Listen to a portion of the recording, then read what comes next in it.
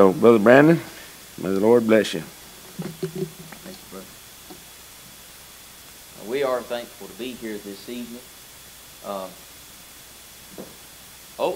Over the years of doing radio and internet work, I've had several people contact us, and most of that I never talk about because it never becomes anything.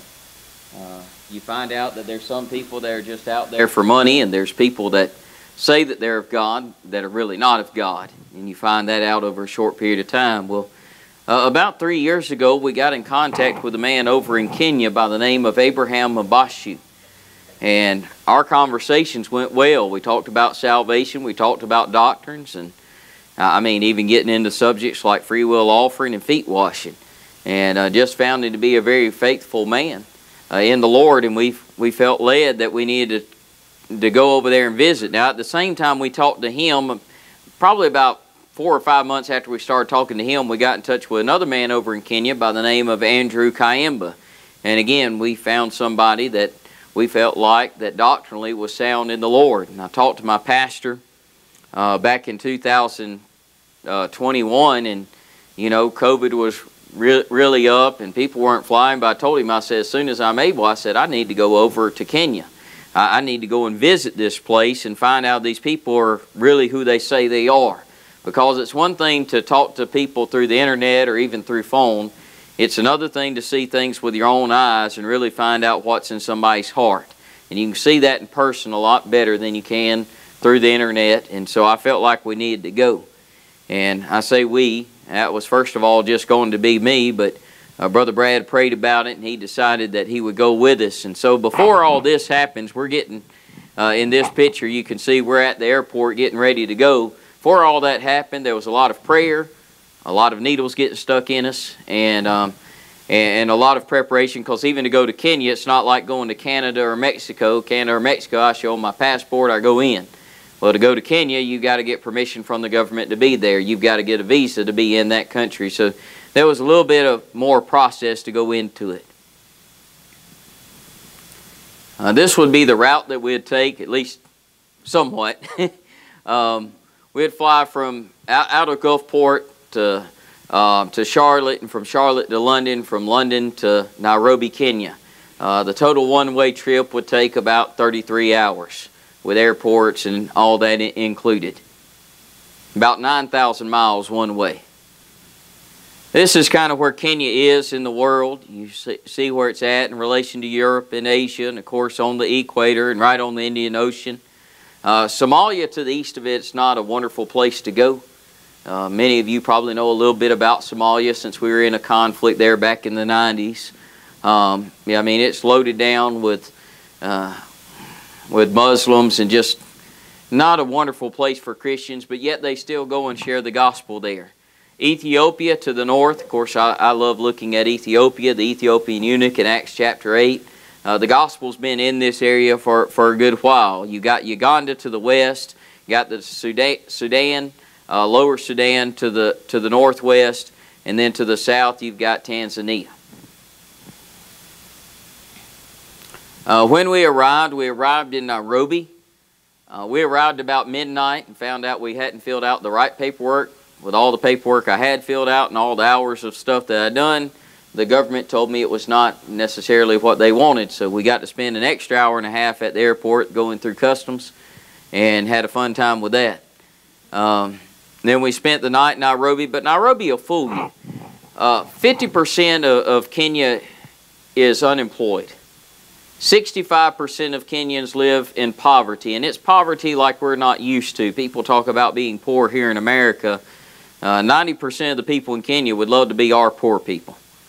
And so it's a different world. But Nairobi will kind of fool you because the people that do have the money, that they live in Nairobi. They're mostly connected with the government, and they all live in the capital near Nairobi. So Nairobi, you'll see a Burger King, you'll see Kentucky Fried Chicken, you'll see hotels that you're used to, you'll even see bridges, paved roads, and nice vehicles, and even some nice homes. There is poverty there, but comparably speaking to the rest of the nation, if you just went to Nairobi, it would deceive you as what the rest of the nation looks like. And so when we got there, we spent the night, had a few hours of sleep, and then woke up the next morning to drive about 2 hours north to Navasha.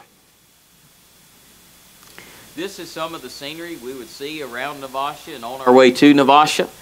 We thought to see some of the zebras and things we'd have to go to a wildlife preserve. No, we had to stop in traffic because zebras were crossing the road.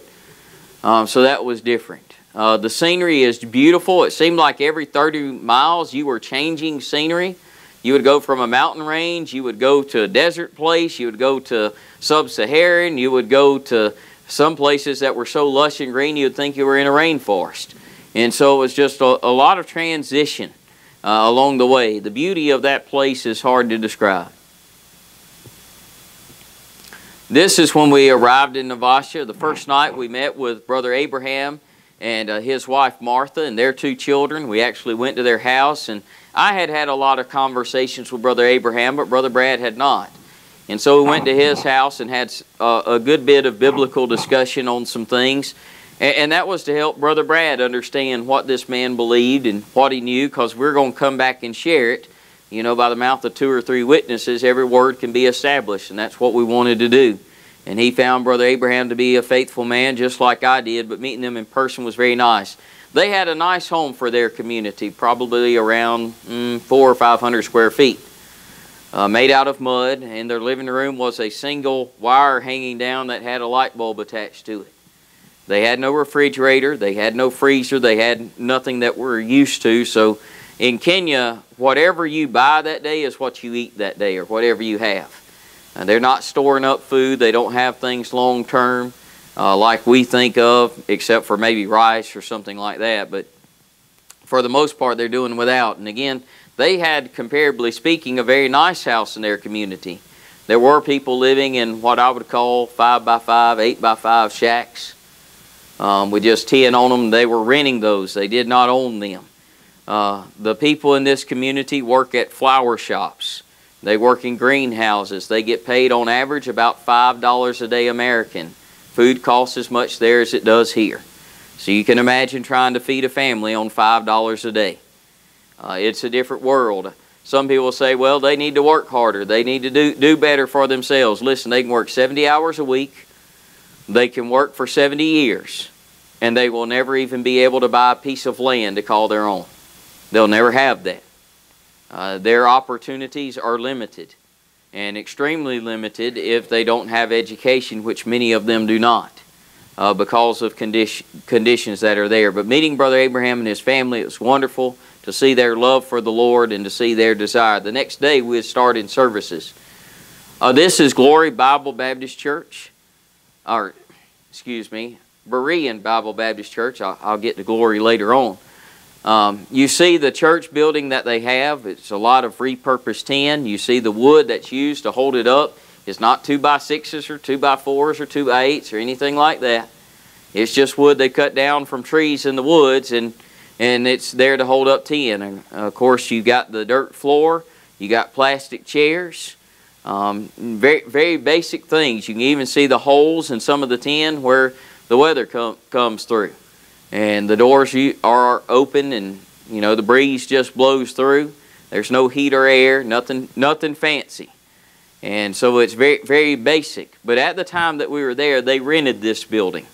They were paying rent as most churches do. And when you do not own a property, you are at a heavy disadvantage. We had one church that since we left there, they arrived at church one Sunday and found out the landowner sold the land. And they could not meet there anymore. Even when you have a long-term lease, that lease is terminated as soon as they sell the property.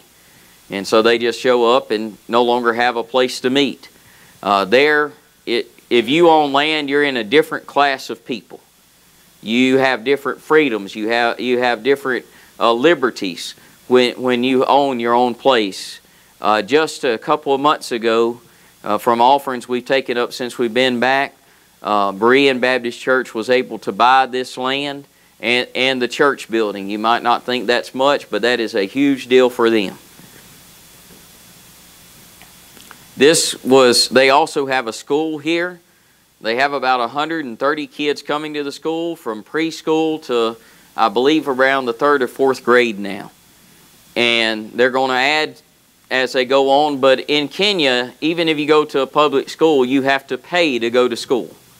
And again, these are people making $5 a day. Even if it's just a couple of dollars a month or $10 a month or whatever, that's a lot of money coming out of their pocket. A lot of people are having to choose between feeding their kids or putting their kids in school. And so that's a hard choice for them. Well, the church saw this, so they started a school to try to help these kids, because they know without an education they have absolutely zero hope of getting out of working in the flower shops and have no opportunity for another job. And these kids work hard. They're using what I would call third and fourth hand books, not second hand, but third and fourth hand books. But by the time they graduate high school, they will speak their native language, whatever tribal language they're from. There's 70 tribes around that in Kenya. They'll know their tribal language. They'll know Swahili, which unites the country and even other countries round about in Africa. They will also know English, although it's British English, so there is occasionally sometimes difficulty speaking, because they used to be a British colony up until the 1960s. And so they will speak 3 different languages. How many of us can speak 3 different languages? So they're not dumb, and they're definitely not lazy. There's a lot of work put in, a lot of sacrifice even from the ladies of the church to help them with their education. This was the first service that we got to have while we were there. This is some of the high school kids in the area going to public schools. The public schools let them miss school so that they could come to a church service. And we don't have that freedom here, do we? This was the public schools that said, y'all can miss school if y'all going to church. And not only did the students show up, but up front you got 3 of the teachers. And a very wonderful service we were able to have with them. I think around 150 showed up for that service.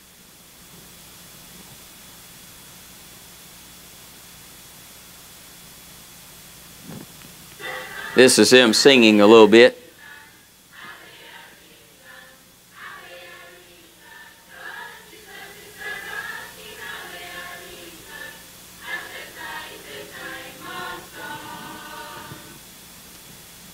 This was after the service. They're right across the road from a wildlife refuge.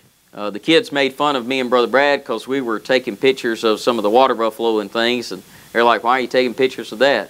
That's like somebody around here taking a picture of a cow or a squirrel. You know, to them, that's what they thought.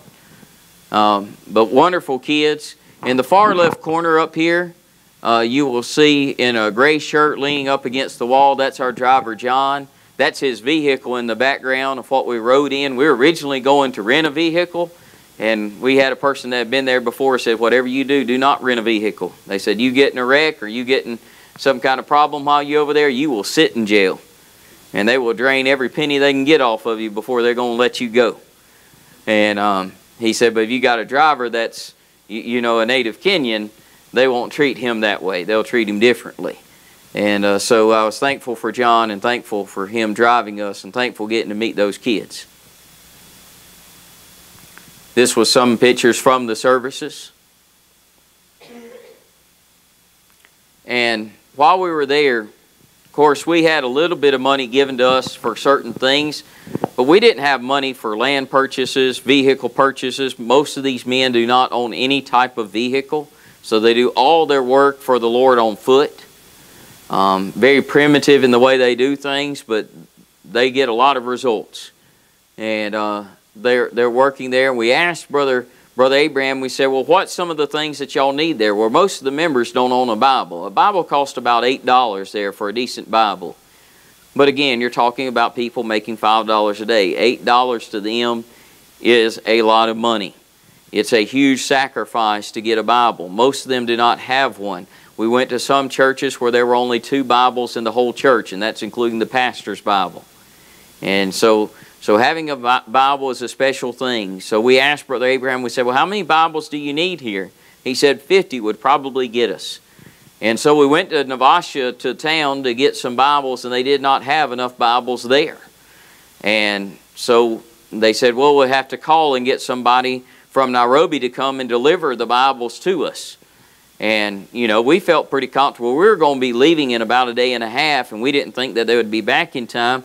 We said, well, we'll just give you the money, Brother Abraham, to go ahead and get the Bibles. Now, this is a man of little means, and all of a sudden we're throwing about $400 American into his lap and saying, you know, buy some Bibles. And we did that because of our confidence in him. Well, he didn't feel comfortable with that. He wanted us to know that the Bibles were bought. He got on the phone. He made sure somebody could come overnight and have the Bibles there at the church the next day.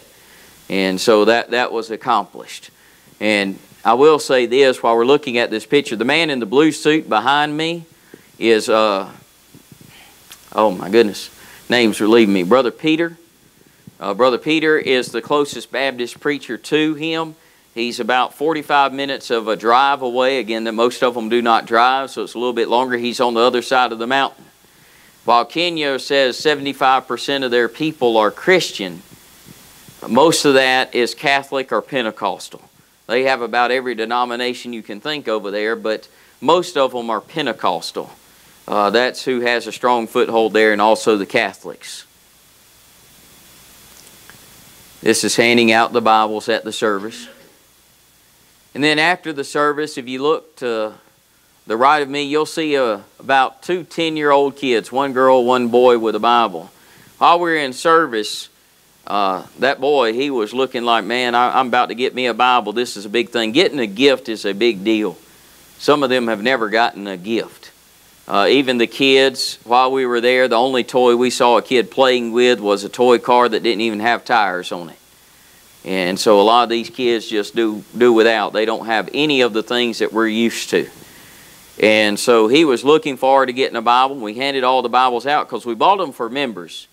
Those kids were not members. We got them all handed out, and you could see tears rolling down that boy's face.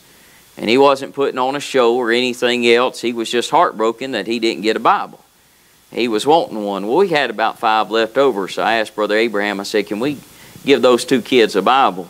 And he said we could, and when we did, they lit up like a light bulb. They were so excited to have it. You can see to the right of the church some of the school doors, the blue school doors in the building there.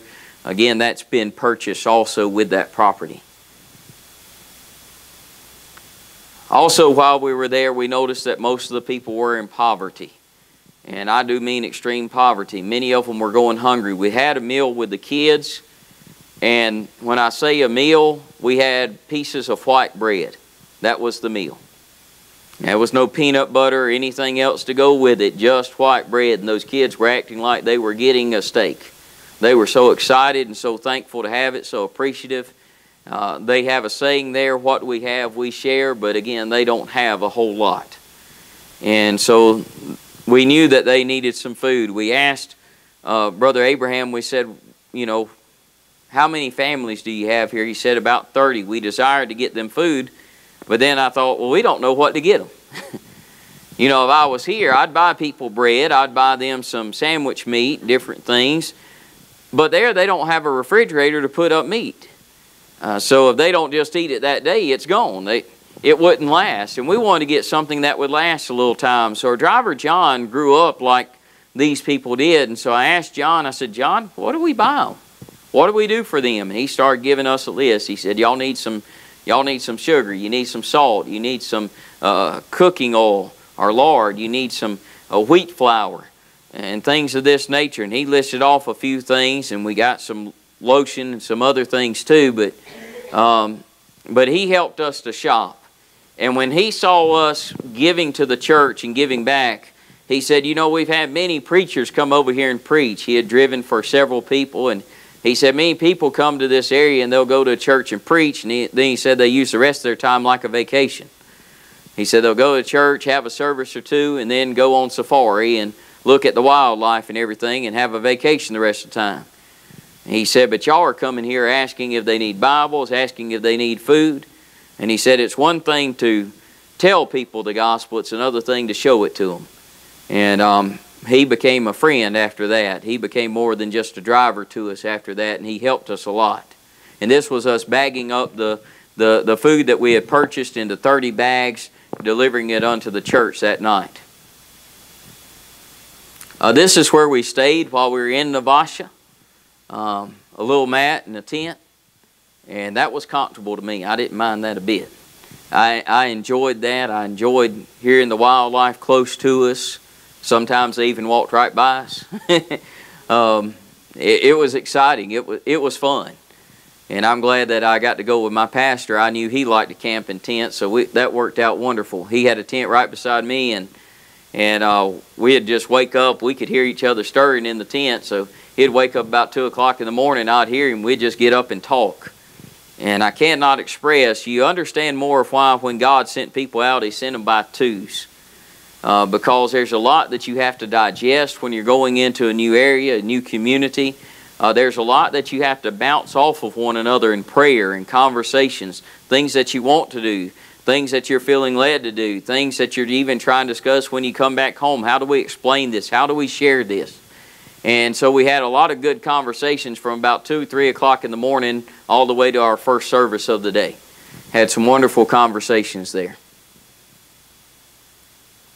Before we traveled to Angelic, we had 2 other services that we don't have pictures of right now, or not on this slide. We had one service in the market. When I say a market, it's not Walmart. It's definitely not the mall. You're on a dirt road, and there's people selling watermelons or cantaloupes or mangoes or clothing or different items on each side of the road with tables. That's what it is. It's just a marketplace. An old-timey market, probably not far different than what it would have been 2,000 years ago when Paul would go to a market or different things. It was really like stepping way back in time when you would go to these places. But anyway, we set up on the market and we started singing and had preaching there, had 4 professions of faith just preaching out in the open on the market. And then we had a service that night. Most of these men are working. If you got a 50% unemployment rate, many people in poverty, if you have a job, somebody else wants that job. So you better show up to it whenever they tell you to show up. Well, a lot of these men are working 8, 10-hour shifts a day, some more than that, all day long, 6, 7 days a week. They don't have a lot of time, but yet they want to grow in the Lord. They want to mature in the Lord. So they had a Friday night service where the men could be there. Again, after a long week of work, most of us would think, I just want to go home and sleep. They came to church to have a service. That service started at 8 o'clock at night. Brother Brad and I left at 11 o'clock because the next day we were traveling to Angelic. We thought we needed some sleep because we had about a 5-6 hour drive ahead of us. And we leave at 11 o'clock. At 3 a.m. I could still hear them singing. And so if y'all ever think Brother Jimmy gets long-winded, y'all haven't seen a thing. These people are more like back in the book of Acts when Paul preached into the morning and a man fell out of the 2nd story and died, and he revived him and then went back to preaching. That's the kind of service they carry on. They have that because it's necessary. If they're going to grow in the Lord, they've got to use whatever time they have, and their desire is to learn of God. Here's us on the way. Of course, we cross the equator going back north towards Angelic. And here you see that, first of all, in the picture on the left, we got John to take a picture with us. We told him he had to. And then on the right, you got Brother Abraham with us. We had no idea Brother Abraham was coming with us. Again, this is 6 hours away from his home. He would take a bus back home. And the bus is not as good as the Greyhounds we have. It's a different bus ride there. But he went with us, and we said, Brother Abraham, we didn't know you were going to come with us and be with us. He said, oh, we have a custom here. If you have a guest come to your house, you make sure that they get to their next destination safely. So he traveled with us the 6 hours north and then traveled back home the following day and made a great sacrifice to be with us. And we appreciate that. Then we arrive at Angelic Church. Now, Angelic Church is an older church. It's been there since the 90s. It's around 30 years old. 12 other churches have come out of Angelic Church. They believe in spreading the gospel and planting new churches. They believe that fervently. If there's a new area, if there's an area that doesn't have a Baptist church of like faith, we need to go there. We need to establish a church. They have that burden. They have that zeal. And it's a good zeal to have. But you'll notice that this church is a little bit different. But we arrived there, and we were just arriving before supper to meet up with Brother Andrew. Also Brother Agray. You see Brother Andrew's in the middle with the red shirt. To his right in the blue shirt is Brother Agray, which is a minister sent out by that body. And we wanted to see the church house, and we wanted to kind of look around things a little bit before we went to supper. Well, while we were there just visiting, a man comes from off the street. And he comes into the churchyard and he says, look, I've never trusted Christ. He's probably about 28, 30 years old, somewhere around there. He said, I've never trusted Christ. Can somebody tell me how to be saved? Wouldn't y'all love it if you just showed up at church and people were asking how to be saved? Well, that's the way it is in Kenya. They have a more fertile ground of sharing the gospel than we have. We've gotten hard-hearted and selfish, and we're focused on our ways. They're still looking to the Lord, and there's still a great white field that's ready for the harvest there. A great open door. And so he just came up, and as soon as he said he wanted to be saved, Brother Abraham, he was like, Brother Brandon, give me your Bible. And I handed him my Bible, and he started sharing scriptures. Within 5 minutes, the man was in tears saying he had just trusted Christ as his Savior. But then we went on for supper. Now, we just come from a place where we saw people eating a bowl of rice or eating bread, you know, a lot different. All of a sudden, we see chicken. We see fried bread and peas and, you know, all kinds of other things. And we're going, wow, what's this? Have we hit a richer part of the world? All it was is we were in a farming town. And so one of the church members donated a chicken. One of the church members, you know, donated some rice, and one donated some flour and different things. And so a lot of people in the church donated so we could have that meal. Later on, while we were visiting around, another lady would give us a live chicken as an offering for coming and having prayer and visiting with her. First time I've ever got a live chicken for an offering. But I let somebody else wring its neck and cook it the next day. But some unique experiences. These are common of the roads that we'd travel down around Angelic. If you're not on one of the major highways, it would be paved, but outside of that, everything was dirt. And the country is more corrupt than our country is in government. A lot more. I mean, they make Joe Biden look like a saint. I mean, that's how corrupt it is. It's hard to imagine that, but it is. They might even come and touch up that road once a year. And for those of you who grew up on dirt roads, you know what happens to roads after a time of getting rained on and washed out. There were some bumpy roads. They were worse than driving in Louisiana. I mean, they were bad. But what do you also notice when you look out the window on the road? Don't see much traffic, do you? That's because most people don't drive. They can't afford a vehicle. If you do see things, it's mostly motorcycles. That costs about $1,200 American for a good used motorcycle there. Most of them don't even have that. For a good used truck or something, that's about $4,000 American. But most people can't afford that, so you don't see a lot of traffic on these back roads. There is a motorcycle going down the road there, but most of the people you saw on the roads were walking. In fact, at an Angelic Church, they had church members walking one way to church 10 to 15 miles. So next time you think it's rough to get up in the morning and go to church and drive in an air-conditioned or heated vehicle, you got nothing on this. They're walking, and even when it's raining, they will walk to church. And they don't have the umbrellas, they don't have the mud boots or anything else. They'll walk in what they've got. A lot of times barefooted going to church. 10 miles one way, 10 miles back. And some more than that. We got to witness a baptism while we were there, which was something we wanted to do. They have a good number of baptisms quite often. In fact, when they started telling me the numbers of baptisms that they have every year, I almost wanted to say, okay, what are y'all doing? Because to have that many baptisms, 50, 60, 70 in a year, I was going, what are y'all doing to get that many professions of faith? Well, the difference is, it's the difference of a different place in the world. Kenya's just a different place in the world. You could go knock on doors there, and they would open their doors and let you in. I've been on the mission field now for, I don't know. I guess I'm going on around getting close to 15 years on the mission field. I have not kept up with the count of times I've knocked on doors, but I can tell you most of the doors never even get open. They'll pretend like you're not there and just wait for you to leave. That's the way it is in America. There, if you knock on 100 doors, there's going to be 100 doors open to you. They might not hear the gospel, they might not believe the gospel, but they will at least let you speak.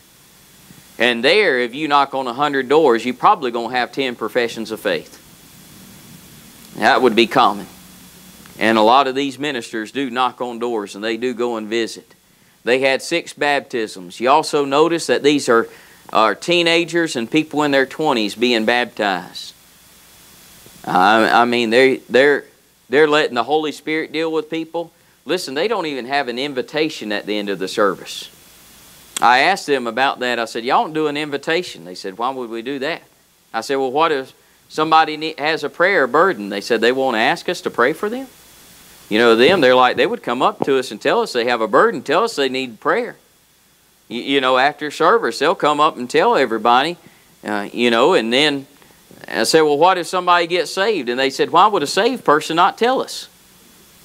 You know, that they thought it was strange what we were saying. We didn't find them using emotionalism. We didn't find them using repeated prayer for salvation or anything like that. They just preached the gospel, let the Holy Spirit work. And it's people that are willing to trust the gospel that makes the difference. And there's a hunger for the gospel there, unlike anything I've ever seen. Brother Abraham, he interpreted at the baptism service for us. That was a great blessing. I'll let y'all see one of the baptisms. And what he's saying here, when they get in the water, even though they come before the church, he asks them, do you know that you're saved? And they would profess, I know that I've trusted Christ. I know that I believed on the Lord. And after that, he had baptized them by the authority of the local church in the name of the Father, the Son, and the Holy Ghost.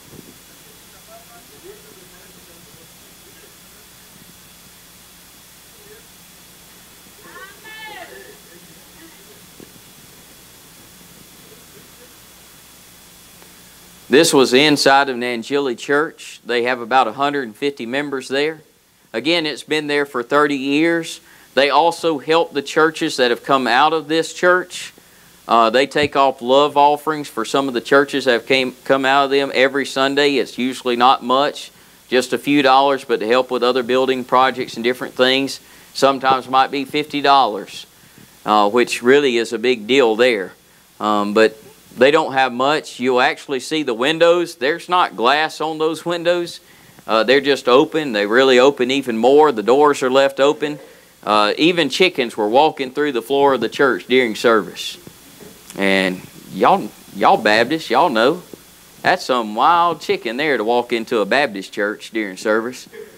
But it was unique. Me and Brother Brad got a big kick out of that, seeing chickens walking through the service.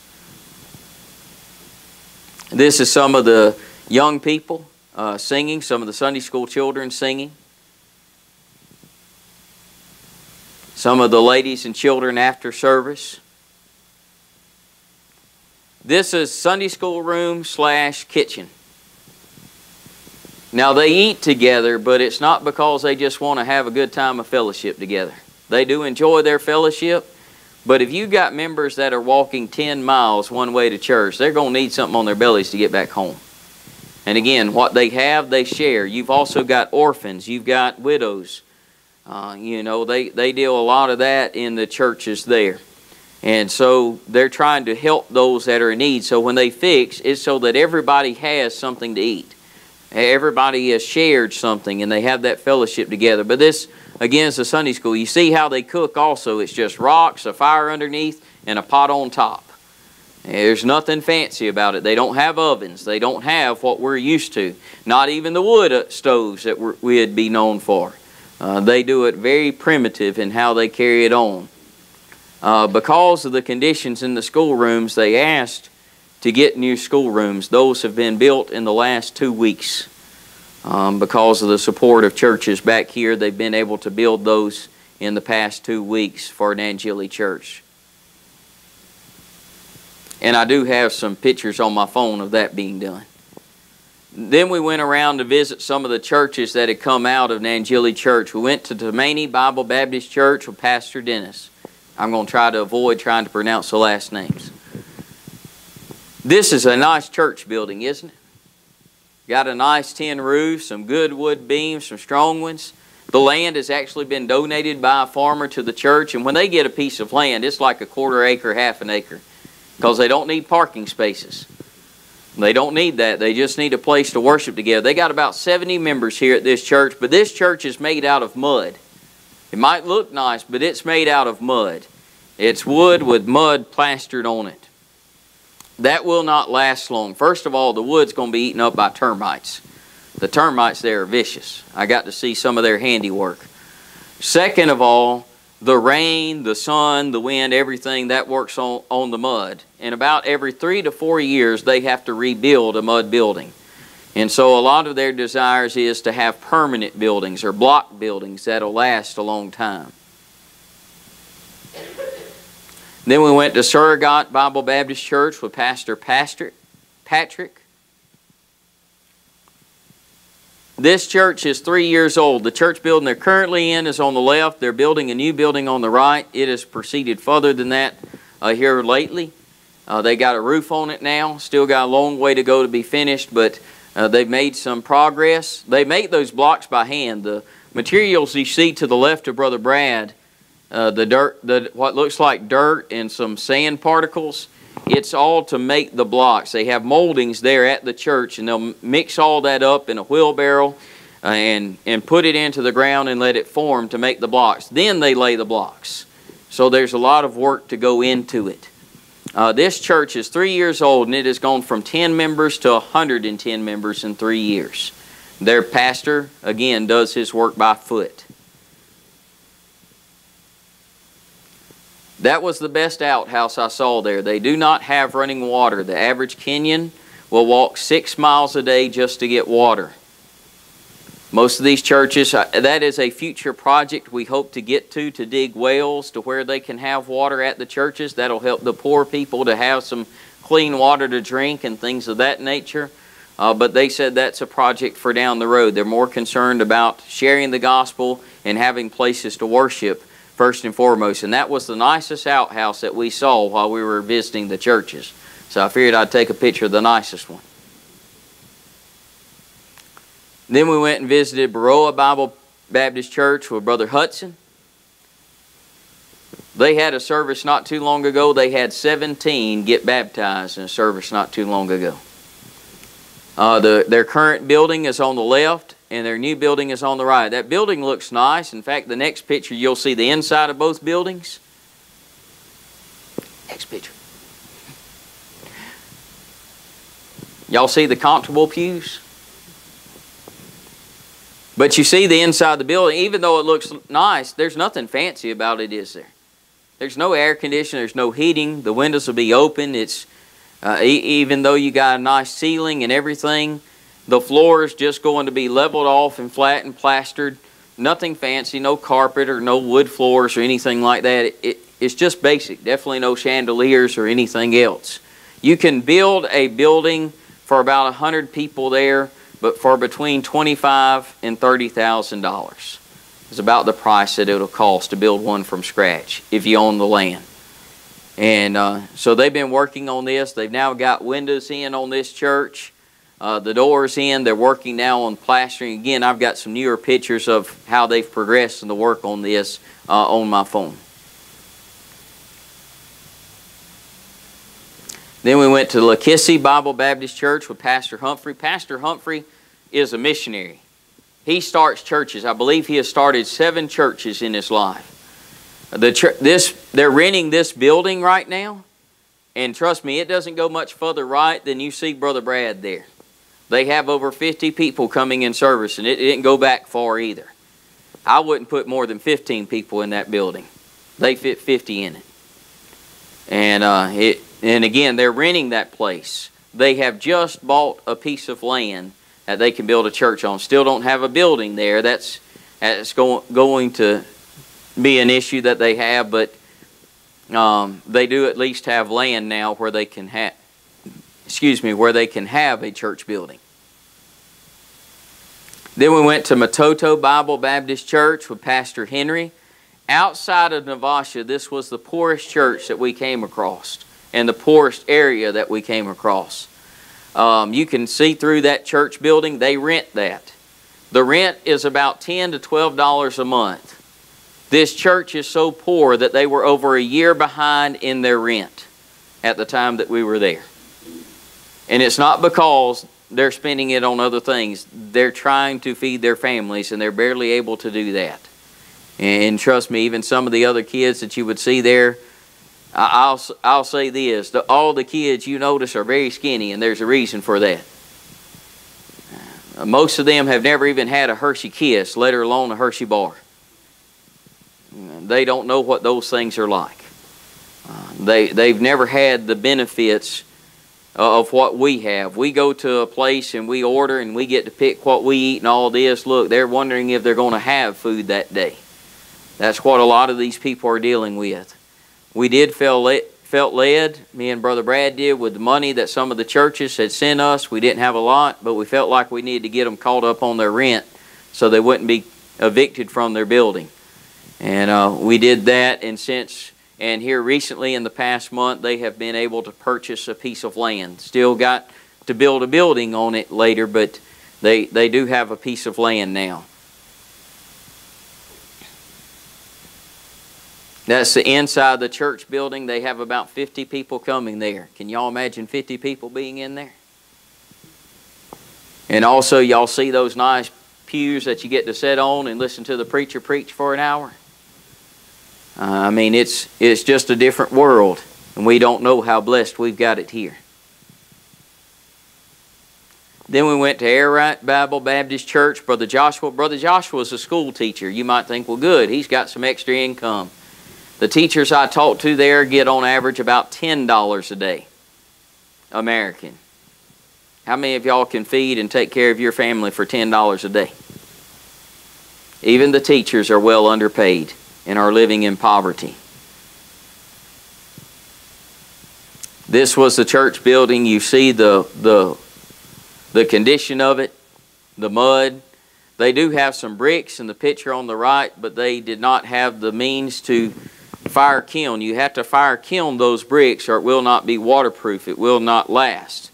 It's just like having mud on there if you don't do it right.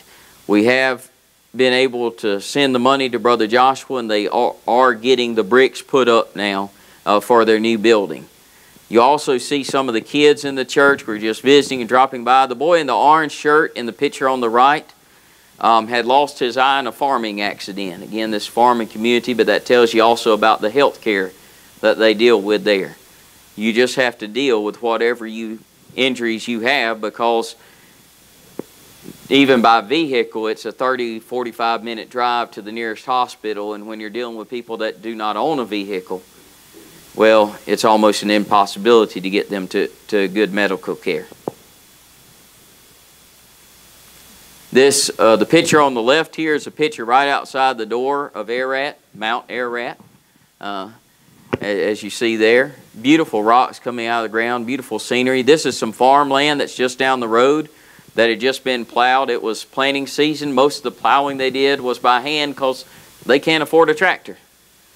So most of it is by hand. Most of them cannot even afford a mule to pull a plow. So they do a lot of it by hand. We saw people with grubbing hose and things preparing their fields by hand. A lot of hard work. Also, that picture on the right, just a beautiful rock mountain. It looks like on the right side of a face pointed towards the sky. Then we went to Kosoki Bible Baptist Church with Pastor Solomon. This is the church that lost their church building. What you see here, this building they no longer have. The owner of it, they arrived on a Sunday and he had sold it, so they couldn't meet there. They've found another place to meet temporarily, but just in the past couple weeks were able to get a piece of land. They've got the wood on the sides and a roof on top, but no sides yet, and also no bathroom at the church. When I say bathroom, we're certainly not talking about running water. They don't have an outhouse at the church. Also, you see Brother Solomon, he had something that most do not have. Means of transportation, a motorcycle. Doesn't that look like a good motorcycle? If y'all would have seen the shocks on that thing. And then remember the roads I described to you, how they're touched up once a year, maybe. Y'all wouldn't like that. That's like doing motocross riding on that thing. Bumpy. And even when you have transportation, what happens when it rains? You still getting wet, still rough. And Brother Solomon has a good-sized family, so he'll drive half the family to church, drive back home, get the rest of the family and bring them to church. And then after church, drop half of the family off at home, and then go back to church to pick up the rest of the family. So even when you have a vehicle, that doesn't mean that things are necessarily easy. There's still a lot of work involved. Then we went to Kosoki Bible Baptist Church with Brother A. Gray. Their meeting, this was a member's home. Again, I mentioned earlier, Brother A. Gray's a member at Angelic Church. And he noticed that some of the members from Angelic were walking 10, 15 miles to church. So he said, well, we can't allow this. We got to do something about this. So he's walking 10 miles to this house from his house so they could have service there. They have just bought a piece of land. They have about 50 people coming to service. I was in this house. Again, I wouldn't have put more than 10, 15 people in that living room. Very small, very cramped. They got 50 people coming. Again, a piece of property's been bought, but now they've got to build a church. Again, to build a tin church, just wood and the tin that you see in some of the other buildings, that still cost about $2,000 to $3,000 to get that all fixed up. And then, of course, you want to have a bathroom there, a place for the members. So there's a lot of work even involved when they do get a piece of land. While we visited all these places, we asked at Angelic, at all these other churches you just saw, we said, well, what do y'all need? And of course, they told us land needs, they told us building needs, and of course, we didn't have money for that. But we did find out that they needed Bibles, and we found out 250 Bibles were needed. We went and were able to purchase those and pick those up. John helped us. For every American dollar, it's about 100 Kenyan shillings. Their transfer rate is a lot different. And you don't want to carry, a big wad of money. That's not what you want to do. So we kept most of our currency in the American dollar so we'd be carrying less. And so we had to transfer the money over before we bought the Bibles. John said, let me go into the bank and transfer the money for you. And we had built a good relationship up by this time. But we asked John, we said, John, why do we need to do that? They're going to have the same transfer rates for us as they do you. And he said, no, they don't. He said, they see a white person walk into the bank, the rates change. And he said, there's a white person tax. And I said, well, we noticed that when we went shopping at the stores, but we didn't realize that was at the banks also. And he said, oh yeah, it's at the banks also. So he got us a better exchange rate, so we got a better transfer on our dollar. And then helped, of course, loading the boxes. He did a lot of work with us. He had his heart in it. And we're looking forward to being with him again in February, Lord willing, as our driver. But he helped us in every way get those Bibles distributed to the churches. Here's a video of a lady receiving her Bible.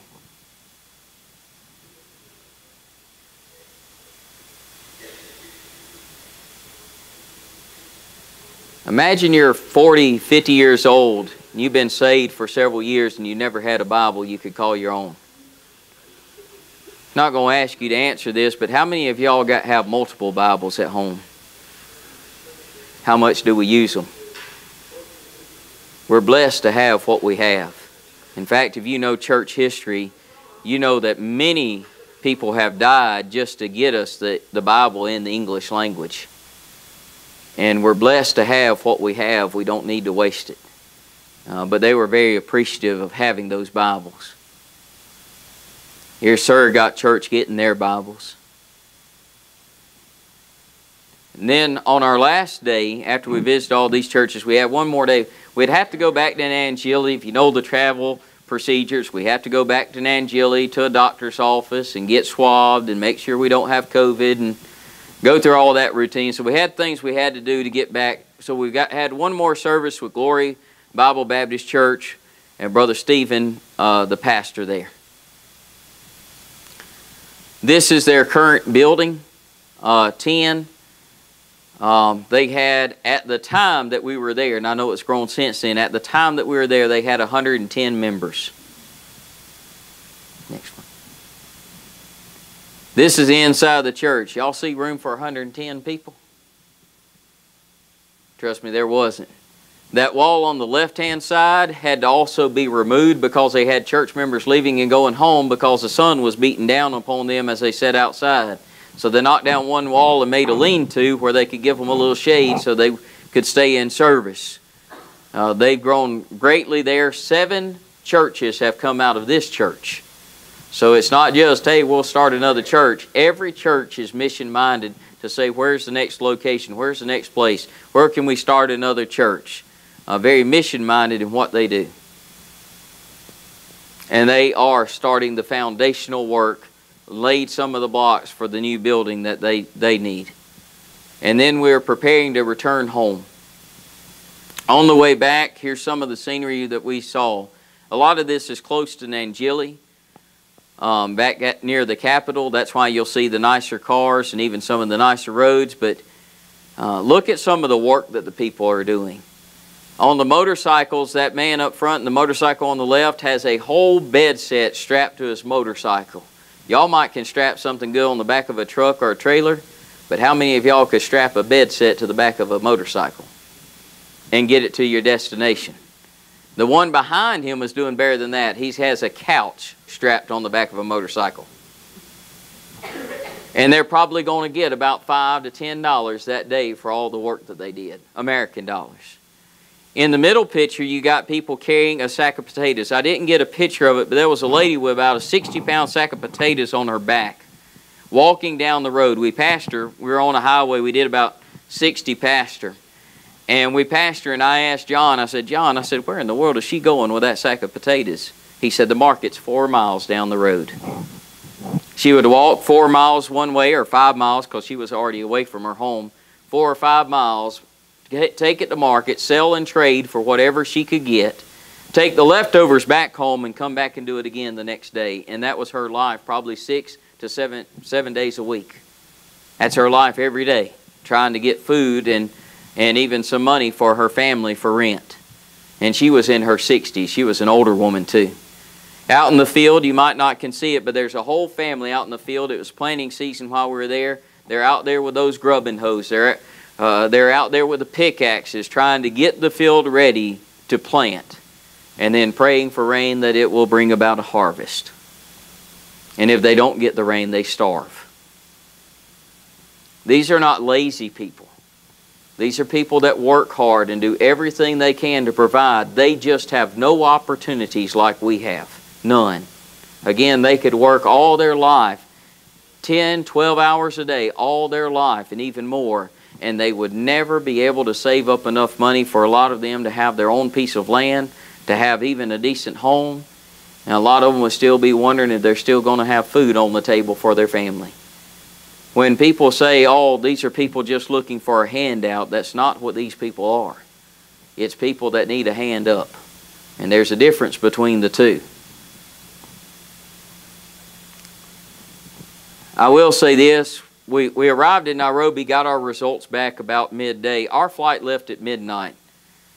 John, he had taken us to an orphanage, a home for girls that he's involved with, where they're helping out girls that have been abused and neglected, things of that nature that he's involved with. We saw that, and then he said, well, what are y'all going to do the rest of the day? And we said, John, we're just going to have you drop us off at the airport. He said, your flight's not till midnight. We said, we had nothing else planned. We got nothing else. Well, John does safaris for a living. And so he said, I got something for y'all to do. So he took us to see some wildlife, the Nile crocodile, the Malibu, some different types of antelope, of course Pumbaa over there on the left-hand side, warthog, the rhinos and the water buffalo. Let me say this while I'm on the subject of the water buffalo. They're plentiful there. I've got one picture on my phone where I've probably got 200-300 in a 5-acre location. You're not allowed to hunt in Kenya. And I don't mean just for their citizens. I can pay $15,000 and I ain't killing an animal in Kenya. They do not allow anybody to hunt. There is food left and right, and people are not allowed to kill it. And a lot of people say, well, they got rednecks like we do here. They'll just go out and, kill them illegally. Oh, no, you won't. You get caught poaching whether that's fish or any kind of wildlife, they do not write you a ticket. The government owns nearly all the guns, and they're AK-47s. And the people that have those guns do not mind pulling the trigger when they find you doing something illegal. In fact, they would prefer it that way. You hunt illegally there, you die. You fish illegally there, you die. So these people are also facing the part that they can see wildlife all around them and they can't eat any of it. They're allowed cattle, natural cattle or sheep or things like that. But as far as some of the wildlife animals, and one of those water buffalo would feed a whole tribe, they're not allowed to eat it. And it's everywhere. And so again, they're facing adversity from their government of not letting them provide for their own families and themselves. The government won't even go out and kill an animal and say, here's for your tribe or here's for your community. Y'all have a good feast once a year. They won't even do that. So it's a lot more difficult situation. Then we got to see these ladies. John told us that about 1 out of every 10 people will get to see a lion in this captivity here. Well, we got to see some.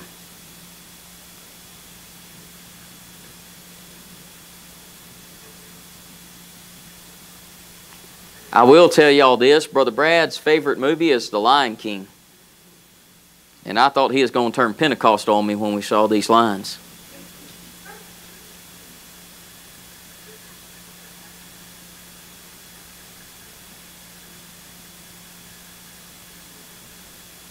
Two mothers and two cubs. But we didn't go there for that part. That was just an extra. We went there because they're souls that need Jesus. These kids here, a lot of these kids that you see in these pictures are orphans. Sometimes their families can't provide for them and they just drop them off to the church. Sometimes people die. They lose their fathers, they lose their mothers, and the church takes them in. They do a lot like this. A lot of the church members, if a member in the church dies and they leave children behind, somebody else will raise that child like their own. And they don't have the money to do that. They just do it because it's the Christian thing to do. They make the sacrifice and do it. But these kids here, that's your future preachers' wives, your preachers, your missionaries, your song leaders, everything you can imagine. And a lot of the work that we're doing is to try to help them. The reason I was on my phone there is they wanted to see pictures of my kids. And so that's what I was showing them. One picture's from Angelic Church, the other one is from Berean Church back in Navasha. And that was a sunrise one morning. The beauty of that place is hard to describe. Any questions? Y'all can turn the lights back on if you want. Does anybody have a question?